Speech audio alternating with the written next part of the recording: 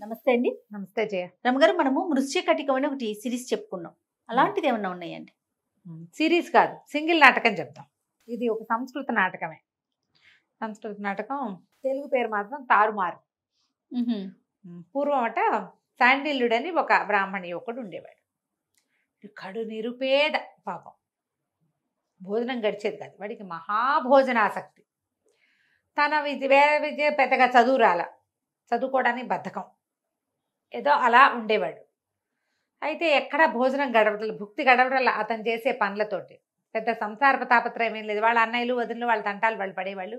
వీడు ఒకడే, పెళ్ళిగిళ్ళి ఏంలే. సరే ఏం చేశాడు, మనం కొన్న బౌద్ధ భిక్షు అయిపోతే బౌద్ధ భిక్షుని వారు వీరు పిలిచి భోజనం పెడతారు, భోజనం గడిచిపోతుందని బౌద్ధ భిక్షువు అయ్యాడు. కొంతకాలం బౌద్ధ భిక్షువుగా ఉన్నాడు. అప్పుడు ఎప్పుడో ఓసారి అమావాస్యకి పుణ్యానికి ఎవరైనా భోజనాన్ని పిలిచేవాళ్ళు, మిగిలిన రోజున అడుక్కోవాలి. ఏదొస్తే అది తినాలి. 3 ఏళ్ల మించి వెళ్ళకూడదు, 2వ పూట తినకూడదు. ఇవన్నీ ఎవడు పడతాడు, అసలే ఆకలిస్తుంటే. అందుకని మానేశాడు. బౌద్ధ భిక్షువు తర్వాత ఒక సాధువు దగ్గర చేరాడు. సాధువు దగ్గర శిష్యుడిగా ఉన్నాడు. సరే, సన్యాసం లాంటిది సాధు వేషంలో ఉండేవాడు. సరే, ఎంతసేపు భిక్ష గురించే మాట్లాడేవాడు. ఆ సాధువు చదువుకోరా నాయన అంటే వినేవాడు కాదు. ఒకనాడు ఏమైంది, సాధువు గారు చాలా చాలా సజ్జనుడు. ఆయన ఆ సాధువు జ్ఞాని, మహాయోగి, సింపుల్గా ఉండేవాడు. ఆయన ఈ మన శాండిల్యుడు ఇద్దరు బయలుదేరారు. ఎక్కడికో వెళ్తుంటే భోజనం చూడాలంటే ముందు భోజనం ఆకలిస్తోందండి అంటే, ఈయన ఎంతసేపు భిక్ష గురించి మాట్లాడుతుంటే విసుగు పుట్టింది ఆయన. అట్లా కాదు, నువ్వు మామూలు విషయాలు ఏం మాట్లాడిపోయినా వాడు భిక్ష మీదకే తీసుకొస్తాడు. వాళ్ళు ఎవరింటికో వెళ్ళాం, ఒక ఊరు వెళ్ళాం, అక్కడ పెద్ద ఆరామం ఉంది, అవన్నీ మాట్లాడు, కానీ మళ్ళీ భిక్ష. ఆ వ్యాసంలాగా చివరికి అన్నం మీదకే వెళ్తోంది అనమాట. వెళ్తూ ఉంటే సరే, ఆయన ఏమన్నాడు, అక్కడ ఒక అశోక వృక్షాల తోట ఒకటి ఉంది, అశోక చెట్లు, అశోక వనం అనుకుందాం. ఆ అశోక వనాన్ని దాటి వెళ్తే అక్కడ ఇంకేదో ఊర్లోకి వెళ్తారు వీళ్ళు, అక్కడ భోజనం దొరుకుతుంది. అయితే తన అన్నాడు శాండిల్యుడు, అమ్మ బాబోయ్, అశోక వృక్షాల చిగుళ్ళ వెనకాల చిరుతపుల్లుడు దాక్కుంటాయిటండి, నాకు అసలే చచ్చేవయ్యా, మీరు ముందు వదండి అన్నాడు. అనేసరికి ఆయన అన్నాడు, నువ్వు చదువుకోరా, చదువుకుంటే ఇలాంటి పిచ్చి అపోహలు అవి పోతాయి. అశోక చెట్టు ఆ పైన ఉంటుంది, దాని చిగుళ్ళ వెనకాల ఆకాశంలో చిరుతపులు దాక్కోవటం ఏమిటి, కిందకి గుంపుగా ఉందనుకో, పొదల వెనకాల దాక్కుంటాయి. వృక్షాల వెనకాల చిరుతపుళ్ళు ఎట్ట దాక్కుంటాయి? అదే కదా, పులి ఎట్ట దాక్కుంటుంది పైన, వాటి వెనకాల దాక్కోదు, ఎక్కితే చెట్టు ఎక్కుతుంది. పైగా ఇది మామూలు వనము, అడవి కాదు, వీటిలలోకి ఎందుకు వస్తాయి, చదువుకుంటే కదా జ్ఞానం వచ్చేది. సరే, ఇంతలో ఏమైంది, ఇట్లా మాట్లాడుకుంటూ వెళ్తున్నారు. ఈ అశోకవనంలో ఒక ఆవిడ వచ్చి కూర్చుంది. ఆవిడ పేరు వసంతసేన. ఈ వసంతసేన ఆ ఊళ్ళో ఉన్న ఒక గణిక కూతురు. ఈ అమ్మాయి ఒక పరభృతిక అని ఒకటి, తర్వాత మధురిక అని ఇద్దరు స్నేహితురాళ్ళతోటి కలిసి ఈ అశోకవనానికి వచ్చింది. ఈవిడికి రామిలకుడని ఒక ఫ్రెండ్ ఉన్నాడు. లోపలికి వచ్చాక ఏం చేసి, పేర్లు బాగున్నాయండి. ఈ మధురికని, నువ్వు పోయి అది తీసుకురా, నువ్వు రామిలకుడిని పిలుచుకురా, మేమిద్దరం లోపల ఉంటాము అని చెప్పింది. అశోకవనం లోపలికి నడిచి వెళ్తూ ఒక చెట్టు కింద కూర్చుని ఆహాహా అని చక్కగా పాట పాడుతుంటే ఆ పాట ఇవి ముందు నడుస్తున్నారుగా సాధువు గారు శాండిల్యుడు, వీళ్ళిద్దరికీ వినపడేసరికి ఆ పాట ఎంజాయ్ చేయడం మొదలుపెట్టాడు అతను. ఎంత బాగుంది పాట, ఈ పాట పాడే అమ్మాయి ఎంత బాగుంటుందో, ఇవి ఆలోచించుకుంటున్నారు. ఆలోచిస్తుంటే ఏమైంది, ముందుకెళ్ళి గురువుగారు ఈ పాట వినండి, ఎంతో బాగుందంటే, ఏముంది ఆ పాటలో, సంసారం వదిలిపెట్టుకున్నాం, మనకి ఇట్టవన్నీ ఉండకూడదన్నాడు. ఈ లోపల ఈ అమ్మాయి పాట సంగీతం అని సంగీతం వినపడుతున్న వైపుకి దారి తీశాడు శాండిల్యుడు. దారి తీస్తే ఆ పిల్ల ఎంత అందంగా ఉందో. ఇద్దరు కబుర్లు చెప్పుకుంటున్నారు అమ్మాయిలు ఇద్దరు, హీరోయిన్ వాళ్ళు చెలికెత్తాను. వీడికి ఏమర్థమైంది, ఈ పిల్ల వేశ్యగారి కుమార్తెని, ధనం ఉన్న వాళ్ళకి ఈమె దగ్గర యాక్సెస్ ఉంటుందని. అయ్యో, ఇప్పటిదాకా వాడికి ఆకలిస్తుంది, తిండి మీద ఉందా, సౌందర్యవతిని చూసేసరికల్లా అమ్మాయి మీదకి పోయింది మనం. చూడండి, అయ్యో నా దగ్గర డబ్బులు లేవే, ఉంటే ఈ అమ్మాయి దగ్గరికి వెళ్ళగలిగేవాడిని నేను, ఇట్లా రకరకాల ఊహాపోహాలు చేస్తున్నాడు. ఇంతలో ఏమైంది, ఏవో పువ్వులు కనపడ్డాయి.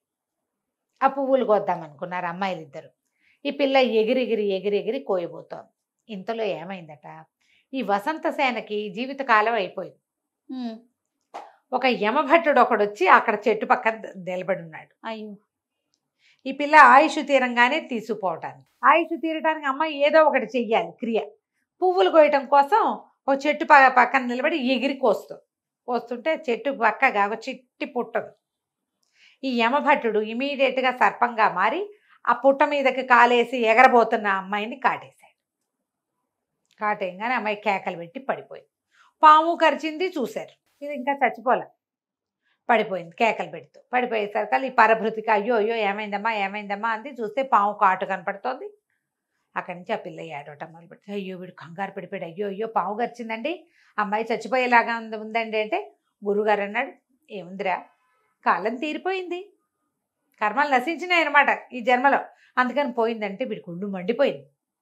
గురుగారు ఎంత దుర్మార్గుడు, పిల్ల చూస్తే ముట్టుకుంటే మాసిపోయేలాగా ఉంది, అంత చక్కగా సంగీతం పాడింది, చచ్చిపోతుంటే కర్మంటాడా, అయ్యో అనద్దు. అదే కదా. పరిగెత్తుకుంటూ అక్కడికి వెళ్ళాడు. వెళ్ళేసరికల్లా దగ్గరికి వెళ్తే ఈ అమ్మాయి వస్తే మా అమ్మకి నా నమస్కారాలు చెప్పు, రామిలకుడికి చెప్పు, నేను నా పంచప్రాణాలు వాడేనని అని కాస్త ప్రాణం వదిలేసింది.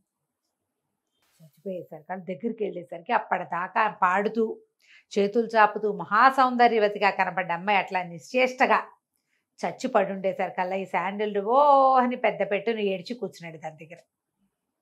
దుఃఖం వస్తుంది చూడు ఎవరైనా చనిపోయేసరికి. ఈ పరభృతికి నిర్ఘాంతపోయింది, వీడెవడో మహానుభావుడు వచ్చేస్తున్నాడు, ఎందుకు ఏడుస్తున్నాడో అర్థం కాలే. కానీ తర్వాత ఏమనిపించింది, ఈయన సాధు వేషంలో ఉన్నాడు, ఎంత దయాద్ర హృదయుడు, అదే కదా. పరాయి పిల్ల ఎవరితో చనిపోతే అది కూడా గణిక పాపం, చచ్చిపోతే ఏడుస్తున్నాడని అయ్యా శవం చూస్తూ ఉండండి, వెళ్ళి వాళ్ళ అమ్మని పిలుచుకొస్తాను అన్నది. అనేసరికల్లా వీడు దాని దగ్గర కూర్చుని అమ్మాయిని తన దగ్గరికి శవాన్ని దగ్గర తీసుకుని ఏడవటం మొదలుపెట్టాడు. అయ్యో పిల్ల బతికుండగా ముట్టుకోలేకపోయానే, చచ్చిపోయింది దాన్ని ముట్టుకోవాల్సి వచ్చింది, నా జీవితం ఎంత ఇదైపోయిందని వాడు తెగ ఏడ్చేస్తున్నాడు ఆ అమ్మాయి కోసం. గురువుగారు కూడా ఆశ్చర్యపోయారు. ఓరిని వీడేమిటి ఇలా ఉన్నాడు, వీడికి ఇప్పుడు ఏమిటి, అమ్మాయే కావాలి వాడికి, నేనేం చెప్పినా వాడు విండు. అందుకని ఆయన ఏం చేశాడు, సరే మనం అమ్మాయిగా మారి వీడికి బుద్ధి చెప్దామని తన శరీరాన్ని చెట్టు వెనకాల విసర్జించి ఈ అమ్మాయి శరీరంలోకి పరకాయ ప్రవేశంతో వచ్చేసాడు. వచ్చేసేసి కళ్ళు తెరి చూసేసరికల్లా తెల్లబోయాడు. అమ్మాయి అమ్మాయి లేచావా అన్నాడు. లేచాను, ఇదేమిటి మురిగ్గా ఉన్నావు, నువ్వు నన్ను ముట్టుకోబోక కాళ్ళు చేతులు కడుక్కురా, అప్పుడు ముట్టుకుందు కానీ లేచెళ్ళు నువ్వని. వీళ్ళు నిర్ఘాంతపడి పిల్ల ఎంత పవిత్రురాలు, అవటానికి గణిక కూతురని పిల్ల చాలా మంచి బుద్ధిమంతురాలని పోయి కాళ్ళు చేతులు కడుక్కొచ్చేసరికల్లా ఈ అమ్మాయి వసంతసేన రూపంలో ఉన్న గురువుగారు అన్నారు, చక్కగా చదువుకోకూడదు నువ్వు, చదువుకోవాలి, నువ్వు బాగా చదువుకోవాలి, చదువుకుంటే జీవితంలో చాలా అన్నీ వస్తాయి. వీడు తెల్లబోయే ఇదేంటి గురుగారులాగా మాట్లాడుతోంది, ఇందాకటి దాకా పాట పాడుతోంది, సంగీతం పోయి ఇప్పుడు ఏమిటి ఇది వచ్చింది కొత్తగా. వీడు దగ్గర ముట్టుకోకూడదు, దూరంగా నిలబడి మాట్లాడు, చక్కగా చదువుకో. ఇంతలో ఏమైంది, ఆ పరభృతిక పరిగెత్తుకొచ్చింది వాళ్ళ అమ్మని తీసుకుని. వాళ్ళ అమ్మ మెల్లిగా స్థూలకాయ రేళ్ళబడి మెల్లిగా నడిచేస్తుంది. పరభృతిక పరిగెత్తుకొచ్చింది, మధురికేమో రామిలికుడిని తీసుకొచ్చింది. వాడు పరిగెత్తుకుంటూ వచ్చి ప్రేయసేని దగ్గర పడి, ఎవడరా నువ్వు మీద పడతావు పక్కన నుంచి. ఆ రామిలకుడు తెల్లబడి, ఇదేంటి ఏమైంది, నీకు కోపం వచ్చిందా, నేను లేటుగా వచ్చానని నేను వెళ్ళి చెంగు పుచ్చుకుపోయాడు. చిచ్చి చెంగొదులు వెధవ నల్లమోహన్ నువ్వును, ఎవడరా నువ్వు ఆడవాళ్ళు ముట్టుకుంటావో అని కాదు. వీని ఎట్లా గుర్తుపడతాడు, గురువు గారు వసంతసేన వేషంలో ఉన్నాడు కానీ రామిలకుడిని గుర్తుపట్టలేడు, ఆయనకి తెలియదు కదా. రామిలకుడు తెల్లబడి, ఏమైంది ఈ అమ్మాయికి, ఎందుకు ఇట్లా మాట్లాడుతోంది. ఆ పరభృతికి పరిగెత్తుకుంటూ వెళితే వాళ్ళ అమ్మతో పాటు వైద్యుడిని తెచ్చింది. వైద్యుడు వచ్చాడు, అమ్మాయికి పాము గరిచింది అని చెప్పేసి మొత్తం ఆయన తెచ్చాడు, విషానికి విరుగుడికి బోళ్ళని మందులు తెచ్చాడు, మొత్తం అన్నీ పచ్చాడు. పరవంగానే వసంతసేనది, వైద్యం చదువుకున్నావా నువ్వు, ఏం చదివావు చెప్పు, విషాలు ఎన్ని రకాలు, ఏం మందు వేస్తావు దేనికి అనేసరికల్లా వైద్యుడు తెల్లబడి, ఇదేంటి పిల్ల విచిత్రంగా మాట్లాడుతోంది, నాకు తెలుసు అని చెప్పబోయాడు. అక్కడి నుంచి ప్రశ్నలు మొదలుపెట్టింది. గురువు గారికి చదవచ్చు, ఆయన వసంతసేన రూపంలో ఉన్నాడు, విషవైద్యుడు రాగానే వాడి మీద ప్రశ్న సంధిస్తున్నాడు. వాడు అన్నాడు, ఇది మన వల్ల దిగేది కాదు, పిల్లకి పిచ్చెక్కినట్టుంది, ఏమిటో కొత్తగా మాట్లాడుతుంది, ఇంకోటి ఎవరినో తెస్తానన్నాడు. ఈవిడేమో రామిలకుడిని తిడుతుంది, రామిలకుడిని తిట్టిపోసేస్తోంది. వీడికేమో ఈ శాండిల్యుడు పక్కన నుంచున్నాడు. వీడికి అమ్మాయి ఇంతకుముందు రా మన ఇద్దరం మాట్లాడుకుందామని పిలిచింది కదా, చదువుకో ఇదికో అంటోంది. ఇప్పుడు సడన్ గా రామిలకుడు వచ్చేసరికి సీన్ అంతా మారిపోయింది. ఏం చేయాలో తెలీదు. ఇంతలో ఏమైంది, ఒక పొరపాటు జరిగింది ఇక్కడ. యమభట్టుడు వసంతసేనని చంపి ఆ జీవుణ్ణి తీసుకుపోయాడు. పైకి వెళ్ళేసరికల్లా యమధర్మరాజు వాడిని పడతిట్టాడు. ఈ వసంతసేన కాదు, ఆ వసంతసేన ఇంకోటి, నువ్వు ముందు ఈ వసంత సేనని ఈ బాడీలో ప్రవేశపెట్టి ఆ వసంత సేనని తీసుకురా, ఇంకొక అడీ కాలమే ఉందన్నాడు. ఓహో. వీడు పరిగెత్తుకొచ్చేసరికి కల్లా వసంత సేన బతికే ఉంది. ఈ జీవుడిని ఏం చేయాలి ఇప్పుడు? చెట్టు వెనకాల ఇంకొకటి ఉంది కదా. చూడలేదు మొదట. ఓ. ఈ మాట్లాడేవాడెవడో ఏమో వాడికి అర్థం కాలేదు. వసంత సేన ఎటా బతికింది? జీవుడేమో మన చేతిలో ఉన్నాడు. వసంత సేన ప్రాణం యమధర్మరాజు యమకింకరుడి చేతిలో ఉంది. ఆ. వసంత సేన ఏమో కూర్చుని విష వైద్యము దాని పాఠాలు చెప్తోంది. అర్థం కాలేదు ఏం జరిగిందో. మళ్ళీ పరిగెత్తుకుంటూ పైకి వెళ్ళాడు. ఆయన అన్నాడు, అట్లా కాదురా, ఒక సిద్ధుడు ఒక ఆయన, సాధువు ఒక ఆయన తన శరీరంలోకి మార్చాడు, ఇవో పంచి దీన్ని అందులోకి మార్చు, అక్కడ వదిలిపెట్టి రావాలి, నువ్వు బాడీని బాడీలోకి ప్రవేశపెడితే గానీ కుదరదు. అక్కడి నుంచి ఆయన ఏం చేశాడు, ఈ వసంత సేనని తీసుకెళ్ళి ఆ యమభట్టుడు ఆ గురువుగారి శరీరంలో ప్రవేశపెట్టాడు. బాగుంది. ఆయన లేచి కూర్చున్నాడు. ఈ లోపల ఏమో వసంత సేన వాళ్ళ అమ్మ ఏడ్చుకుంటూ వచ్చింది. నా కూతురు అంటే, అమ్మ ఇక్కడికి రావే, నేను ఇక్కడ ఉన్నానని పిలుస్తుంది. ఇక్కడ చూస్తే ముసలి వేషం, జీపు గడ్డం, జుట్టంతా పండిపోయి, కాషాయ వస్త్రాలు, నేనే వసంత సేనని అని ఇట్లా అంటుంది. పాట సవరించుకుంటోంది అనమాట. ముసలాయనేమో అమ్మాయిలాగా యాక్ట్ చేస్తున్నాడు, అమ్మాయి ఏమో గడ్డని ఊరుకుంటుంటుంది, నిమిషానికి ఒకసారి లేని గడ్డ అని. అంత గందరగోళం మెంటలెక్కిపోతుంది. వాళ్ళకి ఏం చేయాలో తెలియటం లేదు. ఆ తండ్రి వచ్చాడు, ఈ తల్లి వచ్చింది. అక్కడి నుంచి రాములకండు కూడా పిలుస్తున్నాడు. ఇద్దరు ఒకళ్ళని చూసుకుంటున్నారు. ఏం చెయ్యాలో తెలియలేదు. ఇప్పుడు ఎలా ఇది ఎందులో కాదు ఇందులోకి వస్తుంది? వీడికి ఒక్క నిమిషం తర్వాత ఏమర్థమైందంటే, వసంతసేన డిట్టో గురువుగారు లాగా యాక్ట్ చేస్తోందని, గురువుగారేమో వసంతసేనలాగా ప్రవర్తిస్తున్నాడని. మాట అది అంత గొంత అలాగే ఉంది, మొగ్గొంతే. అక్కడి నుంచి వీడు అర్థం కాలేదు, అటు ఇటు చూడడం మొదలుపెట్టారు వీళ్ళు. ఈ లోపల ఇంకో వైద్యుడు వచ్చాడు. వైద్యుడు వచ్చి ఆయనకి తెలిసింది, పిల్ల మీద ఏదో ప్రయోగం జరిగింది, ఎవరో గురువుగారు ప్రవేశించాడు అని చెప్పాడు. ప్రయోగంగా జరిగింది గురువుగారు. ఈ లోపల మళ్ళీ యమకింకరుడు ఆ అసలు వసంత సేనని తీసుకెళ్లి ప్రవేశపెట్టి మళ్ళీ కిందకు వచ్చాడు చూడ్డానికి. ఆయనకే చెప్పాడు, బాబు క్షమించండి, ఇది ఏదైనా మీరు మార్చకపోతే ఇదంతా సెట్ అవ్వదండి. మన ఈ లోపల నన్ను పైకి రానివ్వరు, నరక ద్వారం ప్రవేశము ద్వారం మూసేశారు, నాకు సరిగ్గా బాడీలోకి ప్రవేశపెట్టాలి. వాడు ఎందుకు పరిగెత్తుకొచ్చాడు? వసంత సేన శరీరాన్ని కాల్చేస్తారేమో అని పరిగెత్తుకొచ్చాడు. కాల్చకుండా ఇంకొక ఆయన ఎక్కిపోయాడు అందులోకి. మొత్తానికి ఏం చేశారు, ఆయన బతిమలాడితే గురువుగారు వసంతసేన శరీరంలోకి వసంతసేనని పంపించి తన శరీరంలోకి తను వచ్చాడు. వసంతసేన రాములకుడు వాళ్ళిద్దరు పరభృతికని మధురికని వాళ్ళ అమ్మని వెంబడి పెట్టుకుని వాళ్ళ ఇంటికి వెళ్ళారు.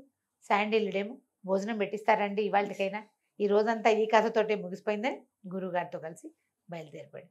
ఒక్క గంటలో ఎంత కథ తారుమారైపోయింది. నాటకం ఎంత బాగుంటుందో.